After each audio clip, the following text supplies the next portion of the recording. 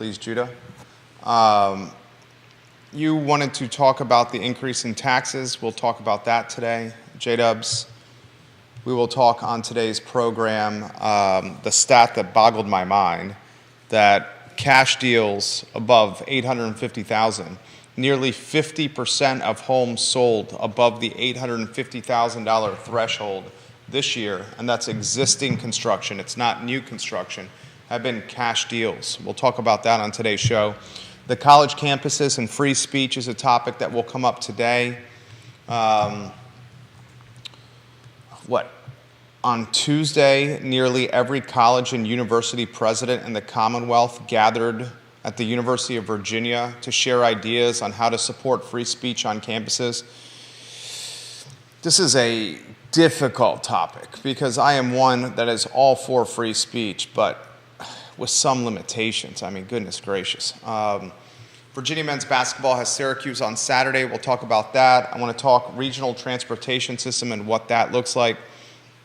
All those topics and more.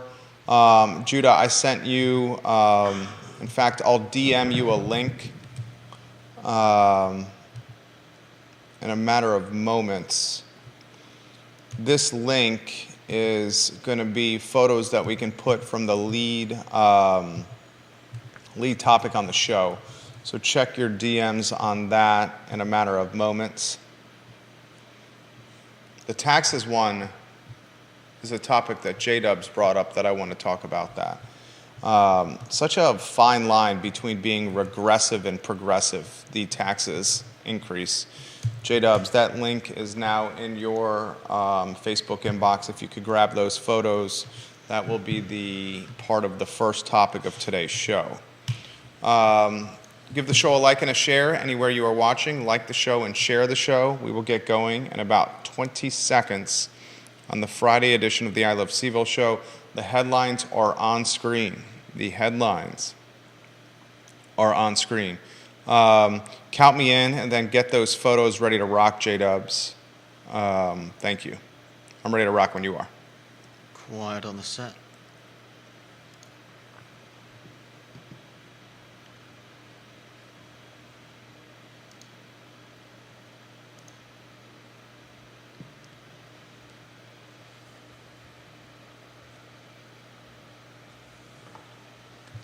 Good Friday afternoon, guys. I'm Jerry Miller, and this is the Friday edition of the I Love CVille show. The program airs wherever you get your social media and podcasting content. We try to do the show from a local lens, but we're unafraid to weave national, if not global, topics into the show. Then we just try to localize them. One of those topics will be discussed today in the free speech, college campuses, college grounds, what is permitted, and what just goes way out of bounds. That topic on today's show. This past Tuesday, nearly every college and university president in the Commonwealth gathered at UVA to share ideas on this topic. Glenn Youngkin, the governor, was there as well. I'll give you a rundown of what we're going to talk about today. We will chatter the listing of a pretty prominent building in town, and that's Common House. That's online. Common House is a gorgeous building, 7,500 square foot, right down the street from us. I mean, like a block and a half, 2 blocks from us on Market Street, adjacent to Brown's Lock and Safe. Don't worry, Common House not going anywhere. They will remain as a long-term tenant. I've been in there many times, just completely remodeled in 2016.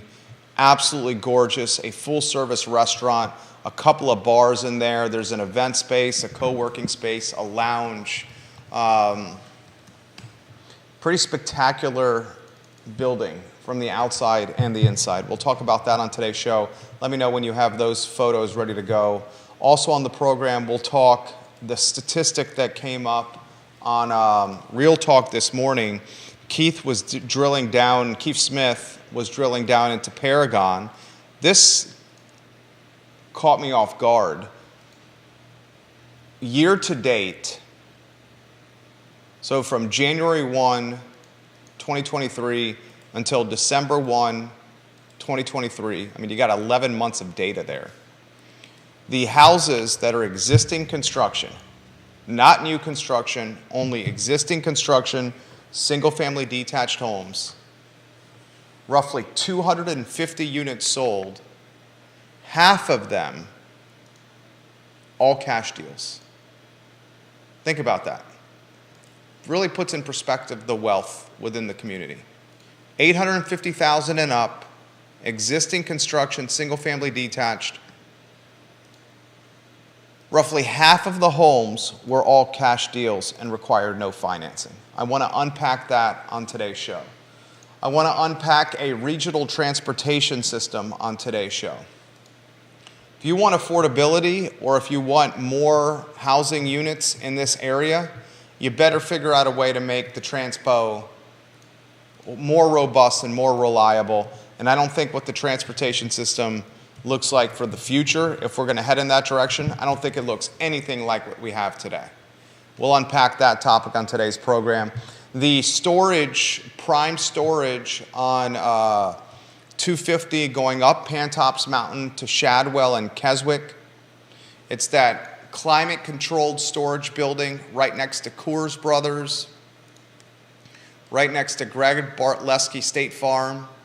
If you're going up Pantops, it's on the right-hand side. If you're going up to Keswick, that storage infrastructure is currently for lease. We'll highlight that on today's program. 5,500 square feet. I mean, it's ginormous of industrial space. We'll highlight that listing on the program. I want to talk Virginia basketball on the show. Judah wants to talk taxes. We'll also discuss if students and teachers should be punished for taking free speech entirely too far. Why don't we go to a two-shot first? Welcome, Judah Wickhauer, to the show. Is that a new zip-down sweater you're wearing right there? Is that an Ann Wickhauer original? No, this is not new and it's not an original. I don't think I've ever seen you wear that. Have you worn that to work? I couldn't say. I don't think you have. I've had it for I don't know how many years. I think that is new to the I Love CVille show. Looking sharp over there, Judah Wickhauer. How about the photos of Common House and the listing? Do we have those we can put on screen? In just a second. Okay, fantastic. I'll give you the nitty-gritty. I find this intriguing. I find real estate intriguing. It's 206 West Market Street. Two of the best commercial brokers in the area, and Johnny Pritzloff and Jenny Stoner of Tallheimer have the listing. 7,500 square feet. If you haven't been inside Common House, you are missing just an incredibly elegant and beautifully remodeled. I mean, it's got pizzazz and sex appeal. It's beautiful. The various rooms have different personalities. I mean, no expense was paid. It was remodeled in 2016. It's custom to the nines. There's a full-service restaurant inside. There's multiple bars. There's an event space. There's a co-working space. There's many lounge spaces. Common House has 1,200 plus members. Judah, you got the photos rotating? I think they're in a format that we can't use. I'm working on it. Okay. All right. No problem. The business is not going anywhere, so fear not. It'll stay put with a long-term triple net lease. I do see some opportunity for an investor of any kind to jump in and potentially purchase this building. Heck, own a piece of downtown. You're right next to, you're at the entry point of downtown.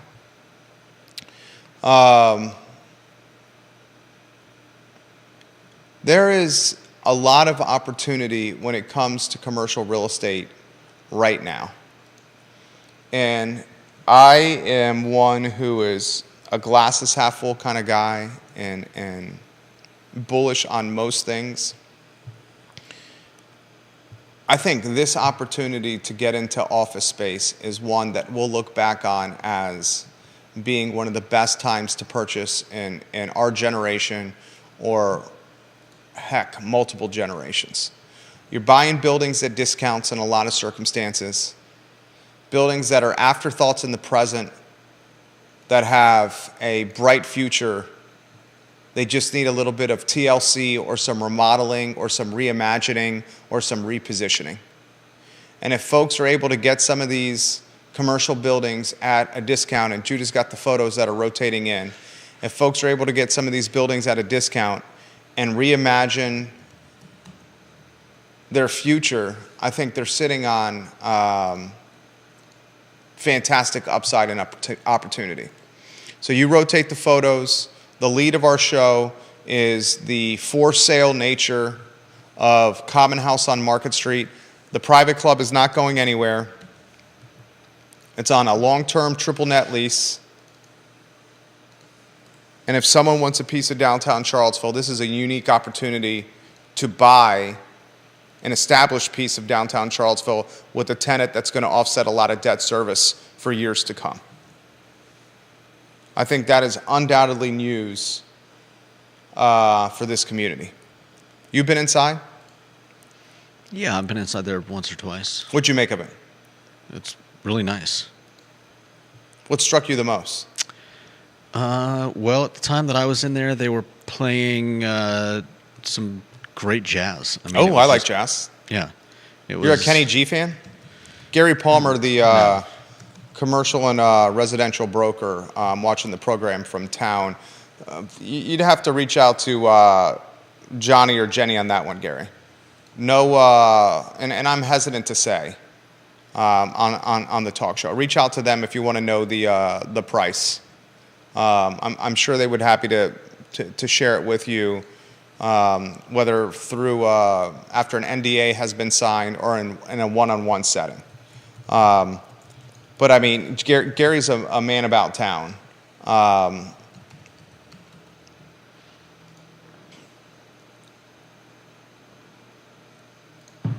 I would not be surprised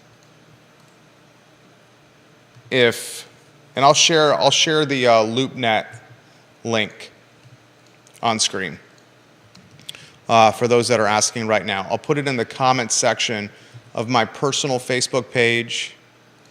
Gary's calling Jenny now. That's awesome. Gary, I'll respond to your comment right now by sharing the LoopNet link, so you have a little information to go on there. And I'll put it on the, for those that are asking, on LinkedIn. The co-working aspect intrigues me. The restaurant aspect intrigues me. The rooftop deck intrigues me. J-Dubs. No doubt. I put it on LinkedIn. I'll put it on Twitter for those that are asking as well. I'm sharing the LoopNet listing. And speaking of that, there's opportunity to lease the storage units on 250 going up Pantops Mountain. I'm sharing it on Twitter right now. Toward Keswick. It's prime storage right next to Coors Brothers and Greg Bartlesky State Farm. Greg Bartlesky is a great guy. You got large open warehouse storage space. I mean, the possibilities are very endless here. Storage and industrial space is few and far between in this area. I've said many times on this program that a bar in the Keswick area would absolutely crush it. I'm not saying this is an opportunity to do one, but bar, brewery, that type of concept would do very, very well in that area because of the proximity to rooftops and wealthy rooftops at that. The listing agent for this one is an out-of-market agent, but I put that in the I Love Seville news cycle because I think those storage units could be pivoted. I mean, they're basically a box right now. Could be pivoted or evolve into a number of things. Now, you wanted to talk taxes. I don't have that on the headlines, but I want to put that topic in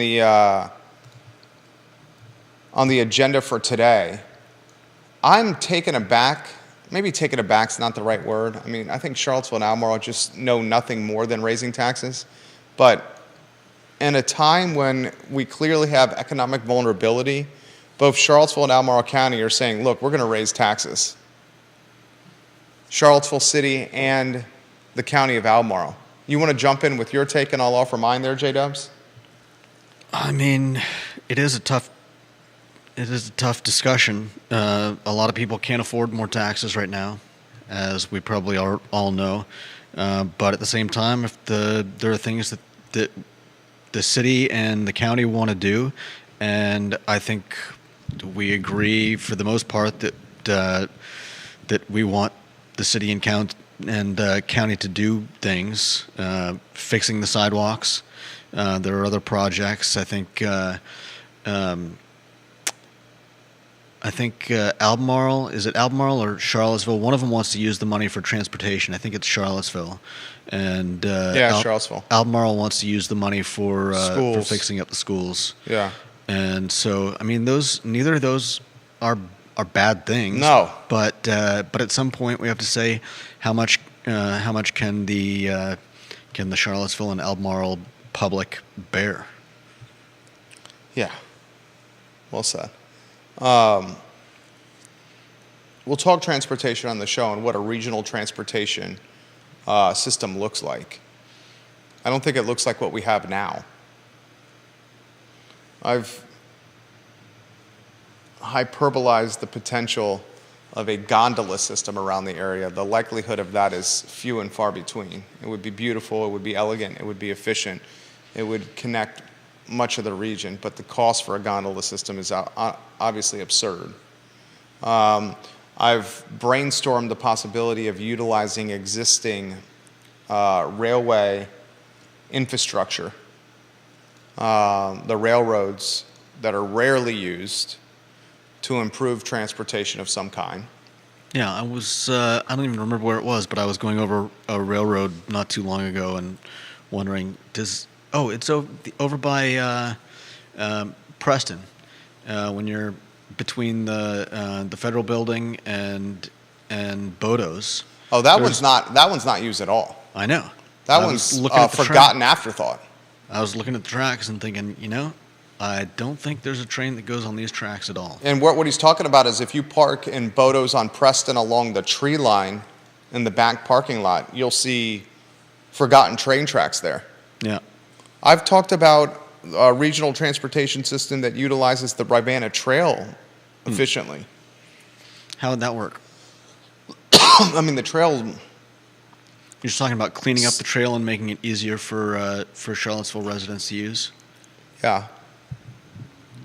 You get pushback from environmentalists, though, on electric bikes, vehicles, scooters, anything motorized or electric of any kind on the trails. Are they currently not allowed? I don't have the exact answer to that. I see them on there. Yeah. I wouldn't imagine they're do any of the viewers and listeners know that? I mean, are electric scooters and bikes? I don't see how you would stop people. It's not would a moped be allowed on there? I do not think they are. I have seen them on there. Yeah, I mean, how do you stop someone from bringing one on? I don't think the future of the transportation or improved transportation is buses on our roads, because that has failed miserably. Maybe the future is one brand or one team instead of all these very splintered teams like Jaunt and CTS and CAT. A lot of folks don't realize that Charlottesville City is actually the folks managing the Charlottesville school buses. Yeah. I mean, think about all the various transportation brands you have here. You have the university bus drivers. You have Jaunt. You have CAT. You got the school bus systems. There's so many. Yeah. Why not have one, organize them, and put them out there more efficiently? That's a topic that's come up on the show quite often. That's one of the ways to improve affordability. And a regional transportation system is going to have to go into the outer counties. It can't just focus on Charlottesville and Albemarle. Because Charlottesville and Albemarle, you can make an argument, is perhaps the area that is least in need for the transportation system, because that's where the wealth is. You hear from Keith on Real Talk this morning that half of the homes, single-family detached, no new construction, half of the homes that traded above $850,000 were all cash deals. There was 256, he said, and of those 256, 120 were all cash deals, $850,000 and up. Wow. Albemarle County, single-family detached, no new construction. That's a snapshot right there of the wealth. Yeah. The transportation systems the transportation system need to penetrate Fluvanna and Louisa and Greene and Barbersville and Gordonsville to help whisk folks to the epicenter of employment, Charlottesville or Albemarle, that are on the financial margin. Yeah, no doubt. Michael Pay knows that. You raise taxes. It seems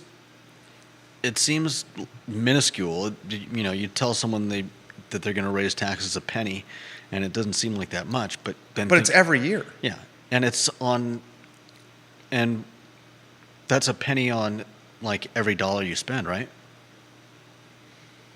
Sales tax. Yeah. Deep Throat says this. The puzzling thing is that Charlottesville has a higher tax rate than Albemarle, even though Albemarle has to pay $14 million or so a year in revenue sharing to the city.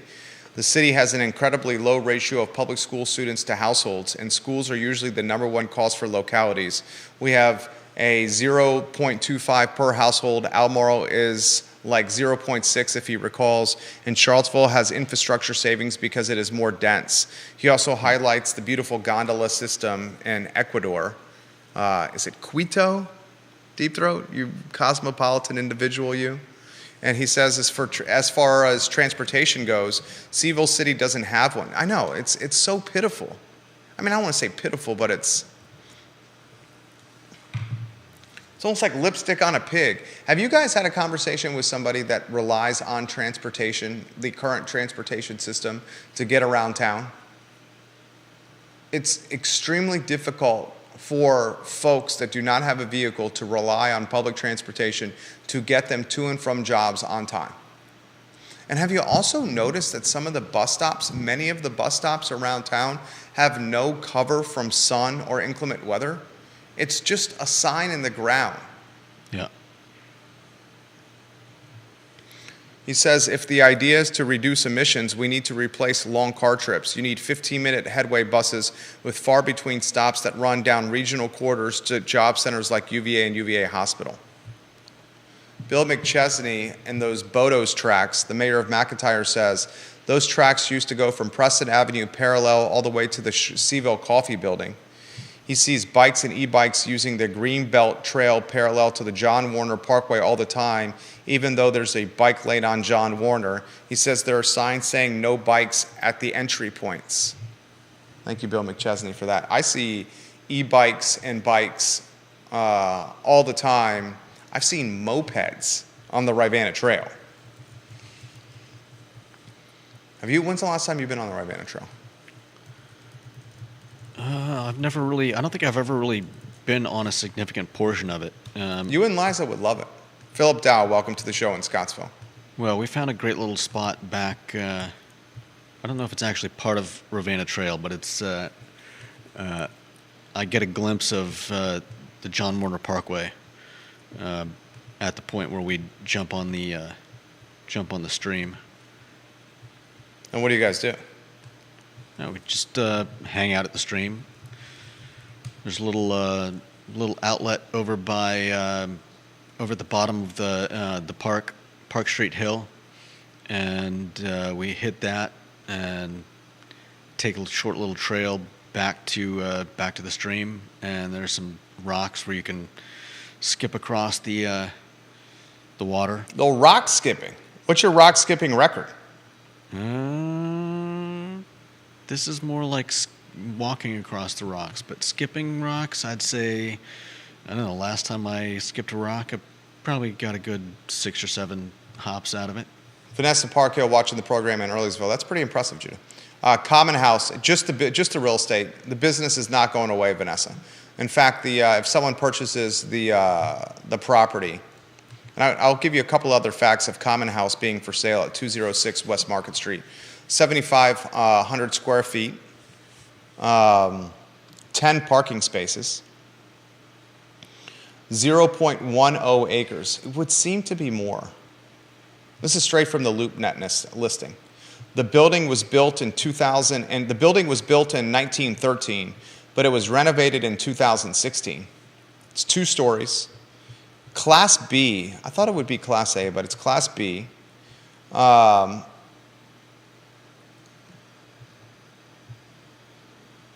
What do you think the Common House building is assessed at? Total assessment, Judah. I know you're just, I haven't even seen the whole thing. Throw a guess out. 2.5 million? That's damn good. 2,437,000. What? Fantastic guess right there. No kidding. Fantastic I'm guess. as surprised as everyone else out there. 2,437,900. Excellent work there, J-Dubs. Pritzloff and Stoner, 2 of the best, have the listing of Tallheimer, as I mentioned. The business is not going away. I'm emphasizing this multiple times on the show so there's no confusion. Whoever buys the building, Common House, the membership club, will remain on a long-term, fully triple net lease. So if you purchase this, you offset some of the debt service, if you have to have any, with an established tenant. And this was Common House iteration number 1. I believe Common House has locations now in Nashville and in Richmond. Can you get me that information there, James? All affiliated to the same business? Yeah, they expanded. I believe it's now in Richmond. They have a club in Richmond, and then they have one in Nashville as well. Austin, Deep Throat says Austin was discussing the gondola system as well. I mean, the gondola system would be absolutely amazing. Yeah, but I'm looking at the link he sent from Fast Company on how urban gondolas grew from a tourist attraction to a viable transit option. I've been talking the gondola system for this area for over a decade. They're kind of slow, though. No way, dude. I'm looking at this Teleferico one from if you had a gondola, Ecuador. It takes 20 minutes to go like a mile and a half. But as the crow fly, it goes as the crows fly. How long would it take you to get from, if you were driving from Keswick to downtown Charlottesville? In a car, you're talking about at drive in, at drive out, at peak times. You're talking like 25. I mean, I make this trip, as you know. You're talking 25 minutes. But would you have one gondola? Where would are you saying that everybody would have to go and park at a particular spot and catch the gondola? It'd be like a park and ride. You've seen how efficient they are on ski slopes, right? It's a pipe dream right now. The cost of that would be, I have no idea what the cost of that would be. It's a pipe dream right now. We are in agreement that what they're doing right now is not working. You give me that? In terms of they're not reliable or transportation? efficient. And they're also like we're pumping our hands in the air as a city saying we want to be green and we want to not hurt the environment and we don't want to have all these bad emissions into the world. And then they're driving around empty buses around town in a lot of circumstances. It's the antithesis of what they're talking about.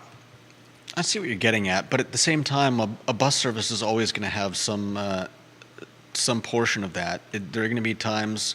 The thing is, for the people that use those buses, the buses need to be available, And so I'm not saying replace the bus until a transportation system that's reliable is in place. There would be some overlap. But do you really think a gondola system could replace a bus system? It's not nearly as robust in terms of where the places that it can stop and start. I'm spitballing on the gondola system. I know. I'm just I'm asking literally questions. spitballing. No, the likelihood of a gondola system coming here anytime soon is few and far between. Common House has, besides the two we know about, it has Chattanooga Ooh. and and a New Orleans. Oh, okay. So Spot. Chattanooga, not Nashville. Charlottesville, Richmond, Chattanooga, and New Orleans. 4. Yeah. Impressive. Expansion right there for Common House. Started in Charlottesville. Very impressive.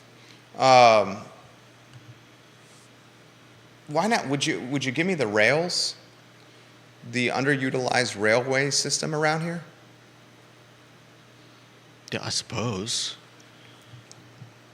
I mean, imagine though the slowdown of traffic if Preston was cut off, 4, 5, 10 times. I don't know how often a train would go through there if it was viable, but you're talking about more places where traffic is going to come to a standstill while a train goes by. You think the future of transportation is cars or vehicles? Automobiles? I don't think they're ever going to not be a part of the solution. I mean, you can't force people to ride bikes. You also can't force people to ride bikes in, the middle of winter. Would we say the scooter and e-bikes has work? Have they worked? I think people have used them. Have they been well received? Has it been an effective way of remedying transportation locally? I'm not sure. Deep Throat says the max speed of a gondola is like 30 to 40 kilometers an hour. And he loves the idea of Pantops to downtown. Pantops to downtown would crush. You just have them strategically positioned. It would not be for, 30 stops. Yeah. You have like a Pantops. You have Right. like a 29 North. It's an absolute pipe dream. I doubt it would happen. I'm hesitant to say this in my lifetime. I hope I have a lot of years left. I think it would take a singular vision. Somebody would have to, Lead the charge. and it wouldn't just be gondolas. It would be somebody would have to come in with an absolute unit of a vision for Charlottesville and or Albemarle. Yeah, you know who that would be, right? UVA. Do we really want that? Do we want less vehicles on the road and more efficient travel and better and less emissions into the environment and people getting to places more efficiently and safely? John Blair watching the program. I'll get to Sure, John's but comment. if John that- says, go ahead. If that involves giving UVA the keys to everything, that's kind of scary. I mean, they're already. Don't they already have the keys to everything? I mean, the more they buy up, the less. Put it this way: the more they buy up, the more 1-cent tax raises we're going to have, right? What if you said, what if someone, UVA is obviously, and John Blair, I'm going to get to your comments here on the gondola system. He loves the idea. City Council and the Board of Supervisors have been pushing the payment in lieu of taxes for UVA, right? The pilot. Yeah. They're like, you're buying all this real estate, you're taking it off the tax rolls, you should be contributing. And UVA is like, no, we're contributing enough, we're driving the economy here, we're UVA, if we weren't here, this area would be nothing. So we don't need to do the payment in lieu of taxes. What if the concept was, instead of payment in lieu of taxes, Virginia, the university helps develop this concept? John Blair on LinkedIn, I love the gondola idea. I'll tell you one route that would make sense, downtown Charlottesville to the old Kmart. God knows Stonefield and Wholefields are always packed. I imagine that if you really did want to cut emissions, this would be a viable route. Thank you for that comment, John. We appreciate you. You had one on Pantops to downtown.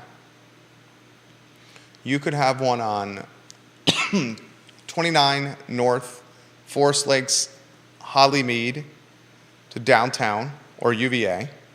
So would downtown be the hub? And I think your two you'd hubs have are spokes going out to various endpoints at the edges of Charlottesville and Albemarle. Your two hubs would be downtown and UVA. And then your what'd you call them, spokes? Yeah. That's a good term. Your spider web of travel would be Hollymead, Forest Lakes, one. I would make it Pantops. I would connect UVA and downtown, and then have the spokes going out from those spots to whatever is closer to them. Yeah, So if you were on one side of the city, maybe you'd come into, from somewhere to UVA, and then take the UVA to downtown, and Your spider web of travel would be coming in from Crozet, maybe with a pick-on point of Ivy, Southside Charlottesville, may even consider Scottsville, Pantops, Hollymead, Forest Lakes, and then you just get them off the roads and do it that way. I don't know, it's a dream. It's a dream. Evidently, we're closer to that than people think. Philip Dow says, what I see is drone buses flying around town. That's not far away. Wow, drone buses. drone buses, flying buses. That's what he says. Wow. Vanessa Parkhill says, maybe UVA provides more or better transportation for their employees. A route from Crozet 29 North and Pantops should be helpful to alleviate the traffic. Yeah, I mean, good comment right there from Vanessa. Your traffic throttles, what are your traffic throttles? 29, Pantops, and Crozet are your traffic throttles in this area. I think a lot of the problem is the poor city planning, and this obviously goes way back. Definitely. I mean, there are so many choke points. Like, Savannah had amazing. Talking Savannah, Georgia? Yeah, Savannah, Georgia had amazing. You love that spot. Movability. I mean, all of it is north, south, east, west. So if somebody's driving super slow on one street, you just go a couple streets over and you're heading in the same direction. And there were very few points where you literally had to get on one street to get where you're going. But I don't know that there's much that you can do about the insanity in Charlottesville. How far are we from the Doc Brown flying DeLoreans and hoverboards? When you watch Back to the Future, did you love Back to the Future? Did you watch it in the movie theater? Yeah. I loved it, right? Yeah. It was an amazing movie, right? I think I saw all the movies in the theater. I saw all three of them in the movie theater as well. Didn't you think by now we would have that? Well, for a while, I mean, the hoverboard? They almost had hoverboards like 20 plus years ago. I remember them being in like Toys R Us. But I don't know that they ever did exactly what you thought they were going to do. I certainly never had the money to buy one myself. But, yeah, I mean, I don't know that we're ever going to have flying cars. Andre Xavier watching the program, he knows a thing or two about transportation. One of the owners of Seville Hop On Tours. Andre, I had a fantastic conversation with Stephen Bernard this morning, and your name came up in the conversation with Stephen.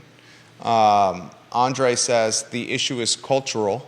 Americans value their independence too much. Look at the cat ridership. People want to go when they want and not have to wait for a bus. It would require a change in culture. A lot of truth to that, Andre. Cat ridership, the levels are, it's a losing endeavor. It does not make money. We subsidize the transportation. Now, the argument is this is a public utility, so it should be something we subsidize. Right. And I get that, but it's nowhere near close to running profitable or in the black. Right. And I don't think raising fares would help it run in the black. I think it would just mean less people ride. So it's just seen as a utility that's needed for a jurisdiction to operate. Mm-hmm. Philip Dow says New Orleans would be a good city to study. You can get anywhere in the town using the trolleys, no car needed. I've gone to the Big Easy, to NOLA, and the trolley system is amazing. We got around all throughout our time in New Orleans on the trolleys and never drove whatsoever. I mean, that's one of my favorite things about going to Manhattan Now, the subways are a adventure by themselves, especially as the day matures into night. My wife refused to ride the subway after midnight, which is understandable. One of the things I like about Chicago, the L, I mean, When I visited what cities London. can you... Go ahead. I visited London years and years ago when my sister was there for work study, and none of my family could figure out the tube, but I got all over the place with it.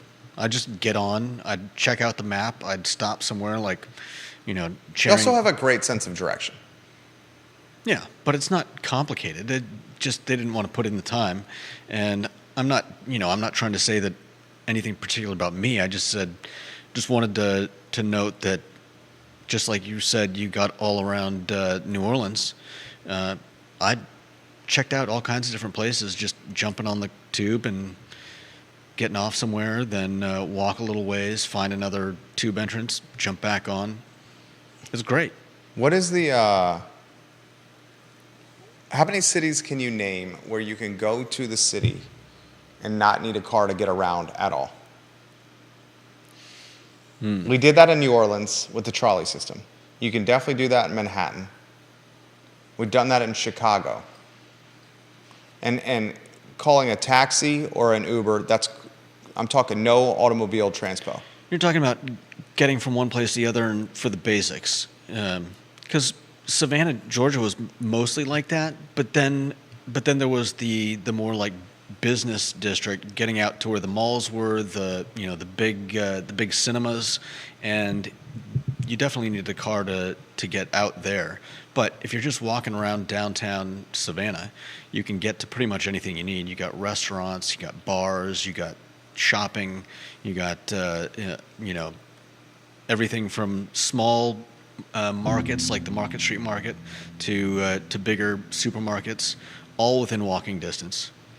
But you can't get to everything. Couldn't go see a movie without a car or without getting on public transportation. So that doesn't count then. Okay. Well, I just want to make that clarification that I would say you can get anywhere. Ginny Hu, welcome to the broadcast. It's going to be exciting to have you on the talk show next week. I believe, is that Wednesday? Yep. Ginny Hu's going to join us? Yeah. One of our fantastic viewers and listeners from Twitter.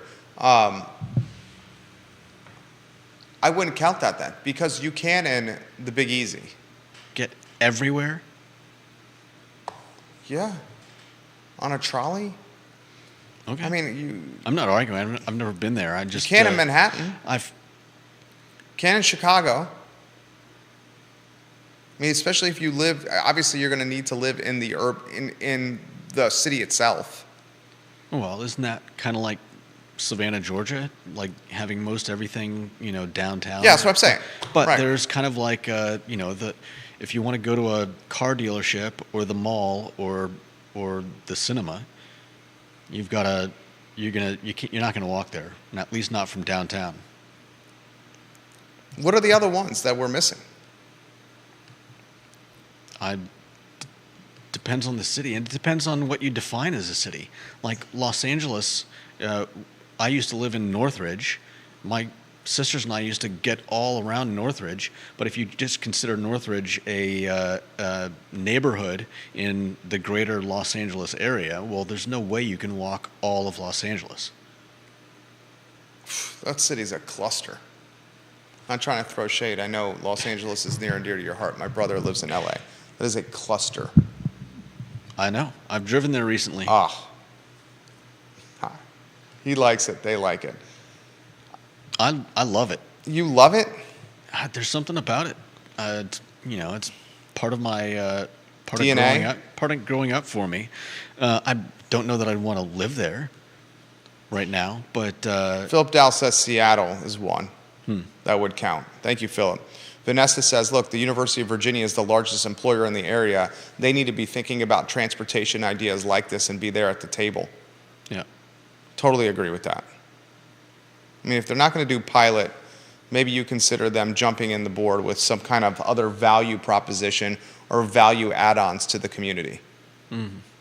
And if they don't want to do pilot, where it's a cash contribution to the payment in lieu of taxes for all the real estate they own, maybe you say, look, make the transportation better and use it as a case study so you can advance your UVA brand and your image, while also offering better transportation for your employees that live all over Central Virginia, a hiring incentive or a perk to work for us. And furthermore, they could utilize this as a way to maybe even expand student body. If they can't do it at UVA proper, they can have dormitories or a satellite campus, satellite grounds, like say UVA Wise. UVA Wise is not close to UVA as we know it, but if it's connected with a gondola or proper transportation, then it would be more seamless or more infused to the primary campus, the primary grounds. Yeah. I don't know how we got on the gondola here, but it seems to be resonating with the viewers and listeners. What's fair free speech, do you think? Tuesday, Glenn Youngkin, the governor, and almost every president of colleges and universities in the Commonwealth, they were in Charlottesville at UVA to talk about this. Yeah. This is such a fine line here because you know I'm a small government guy. Less is more when it comes to government for me. Lean somewhere in the libertarian circle, not fully libertarian, but have libertarian appreciation for certain concepts of what libertarian stands for. But it's just gone too far. You're saying free speech is going too far? It's gone too far. It's gone too far on college grounds and campuses, especially when it comes to influential colleges, influential professors, and the influence that they have over their students. I mean, some professors championing or emboldening the efforts of Hamas, that's too far. It's free speech. I mean, I certainly don't agree with it, but it's free speech. And I know what you're talking. I understand what you're talking about. It's like these nut jobs who are nut jobs, huh? Well, I'm talking about the nut jobs that are disrupting city council meetings via Zoom. Right. There you go. Go down that road. I mean, it's a tough discussion, but I do believe in free speech. I think a larger problem in my mind is people getting outraged over what someone says, rather than providing a succinct rebuttal. I mean, part of the discussion about free speech is the exchange of ideas and the discussion of these topics, and I certainly think that universities should be a place where you can be free to say what you think. That doesn't mean somebody's not going to come up and punch you in the nose for saying it, but hopefully, rather than getting punched in the nose, you'll have someone who, if what you're saying is stupid, somebody will come along and say something better, and people will listen to that. You don't just shut down someone saying something that you don't like. You provide an alternative, and hopefully people hear both sides and can choose the one that resonates the best with them.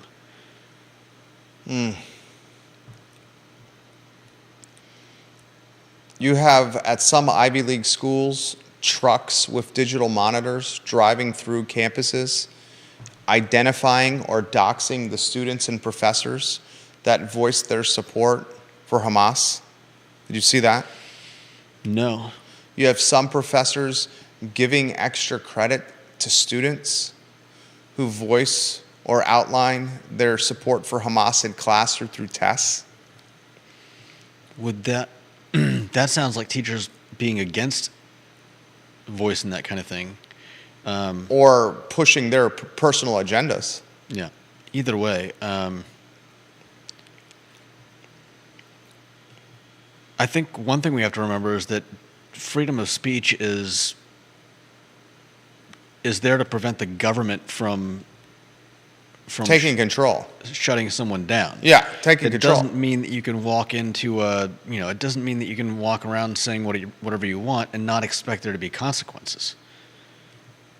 But hopefully, if if you're expressing your beliefs, if you're saying the things that you're saying in a genuine manner, and not just trying to be What do you? This is called. What do you call them? A D whistle? Is that what's the phrase you like to use on the show? Did I use a word You like use that? something. You like a phrase like similar to that. D whistle? I mean, I'm abbreviating what the D I stands don't for. remember saying anything like that, but yeah, I mean, A jerk. Let's people, just say jerk. You've got people walking around with, with signs that are clearly meant to be Divisive. yeah. At some point, you have to say, look, you're not you're not saying this, you're not doing this, you're not the things that you're presenting are not being done in good faith. But that being said, someone is still allowed to do those things, and hopefully, I would prefer there to be. I would prefer someone to come out and argue against those. I think what we need is more robust Balance. more robust argument so that people can hear both sides rather than, as I said before, this outrage and a desire to silence people that you disagree with. So I'll ask you a very pointed question before we go to the next topic. If you're a University of Virginia employee or professor, and you utilize your platform or position as an employee of UVA, a professor at UVA, to, in vocal fashion, support Hamas and what Hamas was doing in terroristic attacks in Israel, should you face accountability, repercussions, or punishment? I'm inclined to say no. What I would prefer is Wow. What I would prefer is the school provides a place and the ability for opposing views to be heard, so that, if a teacher wants to espouse those views, fine. Students, sadly, I think a lot of students are probably in line with those types of comments, but I'm sure there are. I don't think a lot are. I think some are. Yeah. I don't want to use a lot. Okay, that's fair. I think some. What I would like is I would hope that when I was in school there, I would have been able to see, hey, this is not what I believe in, or this is not right. Yeah, and what I would prefer to just straight up shutting them down, firing them, silencing them is So you say no to accountability or punishment? I would rather have an open forum where opposing views can be heard, so that people can make their own decisions. Fine line. Derek Bond, what's I up, don't- buddy? Thank you for watching the show. I come from a long line of I know you do. of Jews I know on you my do. dad's side, so I have no particular love for Nazis. I know. Or neo-Nazis, or whatever whatever you want to call them. But at the same time, if they want to say those things, then they can say them. And Ginny, who hopefully says- somebody will counter them, and those of us with minds can make our own minds up. Ginny Who says hate speech is free speech. Calling for genocide, while legal to say, should be called out. And freedom of speech does not mean freedom from consequences. Yeah. Right. Right. Here's the last question. If you're a tenured UVA professor, tenured essentially means you're not going to get fired. Right. If you're a tenured UVA professor and you use your tenured UVA professor platform to support Hamas, Nazis, racists, my standpoint, there should be consequences and accountability. That's fair. That is the line that is surpassed where free speech becomes hate speech, which becomes divisive, which leads to worse outcomes. My only problem, Especially with impressionable minds that listen to you and follow you. yeah, I mean, I don't necessarily disagree. The problem is who gets to decide. Like, that's my big issue. Once you go down that road, it becomes, well, who decides? So what if And that's what they were trying to determine on Tuesday here at UVA. You had 17 of the 23 leaders of private institutions in the Commonwealth and almost every president of public colleges in UVA in the Commonwealth on grounds at UVA on Tuesday with Governor Glenn Youngkin. Mm-hmm. That's what they were trying to figure out. That's what they're discussing. I don't know. That's if what they were figure anything discussing out. with a plan of trying to figure it out. Yeah, I mean, like, what if a school decides that espousing white supremacist views is bad, but espousing pro-Hamas views is okay? I think you're nitpicking there. I'm saying that No, I see what you're saying. You're saying eventually somebody's going to say, well, we don't mind that. We don't mind that version of it. Maybe they couch it under a different, maybe they say, oh, it's not anti-Israel, it's pro-Palestine.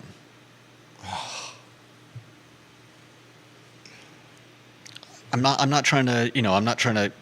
I think you are, though. No, I'm just saying, where do you draw the line? What do I call it that you do? Nitpick. Yeah. I mean, you do too, but okay. I mean, Being a contrarian for the sake of being a contrarian there. I can just see problems down the road with. I see it. I see it. But we just had a city council ban Zoom comments during public meetings because people Yeah. were utilizing public commentary for Nazi rhetoric. So city council just shut it down. Yeah. When does that become what a public university does? Just say, no, you can't do this anymore. I don't know. Two other things, and we'll get out of here. Basketball Saturday, Syracuse. You got two local boys coming to the John Paul Jones Arena from Syracuse. Grew up in Central Virginia. One of them, Buster Taylor's kid. Buster Taylor, a noteworthy name in this town, is the owner of Riverside. I asked the question, how good is this UVA men's basketball team?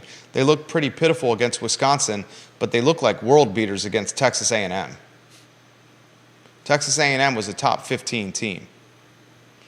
Saturday, we get a Syracuse team in the John Paul Jones Arena that's pretty good in the ACC opener. So we'll get a feel of how good this Virginia men's basketball team on national TV, ESPN2, 12 o'clock tip-off. And this team is not 100% healthy. Reese Beekman is not 100% healthy. We saw that. He doesn't have the explosiveness he's had with a knee injury. Harris, the kid who transferred from Georgetown, was on crutches. He's got with an ankle injury. Your best basketball player on this team is looking like Ryan Dunn, especially on both sides of the ball. How good is this team? Well, you got Syracuse, then you got a couple of cupcakes in North Carolina Central and Northeastern. Then you got Memphis, Morgan State, Notre Dame, and Louisville. Here's how it closes 2023, UVA. The next 5 games, 6 games in the season. Syracuse Saturday, North Carolina Central University, John Paul Jones, Northeastern John Paul Jones, goes to Memphis, in Memphis, Morgan State, and at Notre Dame to close the season. Close 2023, excuse me. That Notre Dame, when you finish 2023 at Notre Dame, you're going to have a good little sample size to see who your starting lineup is, who your key players are, and what the upside of this program is. I think the upside is pretty bright. I think it's pretty bright. This team is deep. Let's just make sure they get healthy. It's Friday. We're off. We're working on a new show concept for the I Love CVille Network. Details to come. We have representation from the Lewis Mountain neighborhood on the talk show in December. One of their key players within their HOA to talk about that apartment building being built on the old Truist location by an out-of-market developer. We got Ginny Hu next week gracing us. Thank you, Ginny, with her presence on the talk show. Her first appearance on the I Love Seville show. She's a Twitter superstar. We're working hard. We're trying to bring you stories that matter and, source those stories, whether it's you guys or us.